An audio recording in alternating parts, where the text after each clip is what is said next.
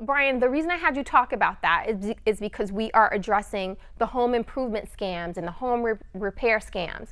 And the scams that we're seeing are not new when it comes to people walking up to the door, pretending to be service people, offering the elderly or vulnerable populations a service and saying, hey, we'll take down this tree for you, but we'll take a deposit and we'll come back and do it at a later date, only to receive the deposit and never return.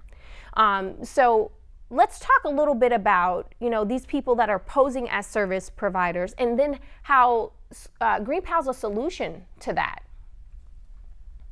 Yeah, it's so sad and it's unfortunate. And when we first started GreenPal, we went maybe the first 6 months to a year pretty smooth sailing. We didn't see this kind of activity, but then we started seeing fraudsters using our platform to try to scam people out of money, and we realized we're going to have to figure out a way to combat this.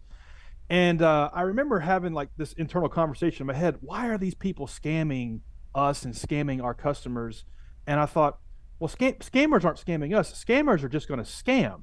And if we make it easy for them to scam on our platform, they're just going to do it. So we had to figure out ways to mitigate that. And a lot of it was a rehashing of just the old school scams that I saw, in 15 years of running a traditional blue collar landscaping business.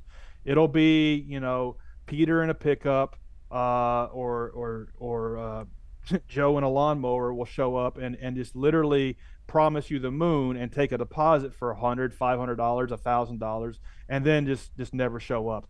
But now this happens digitally, where you can contact somebody on Facebook Marketplace or Craigslist or any of these other platforms and have a conversation with them, and next thing you know, you've sent them a Venmo, you've sent them a Zelle, and there's no way to retrieve those payments back, and they literally just fall off the face of the earth. And sadly, it's getting easier to do this than it's ever been, where people can pop up fake phone numbers really easily. They can text you from anywhere in the world. They can send you pictures of past work and so on. So if you're not using a platform like GreenPal, you kind of have to be a detective, and you kind of have to do your due diligence on who you're working with. And it can help to use platforms like GreenPal, whether it's Thumbtack or Angie's List or Home Advisor. At least there you can see reviews from past customers and actually know that this is a real contractor. They're doing real work. They really are in business, and then kind of try to protect yourself that way. It's GreenPal's job to help sideline these types of bad actors and prevent that kind of experience from ever happening.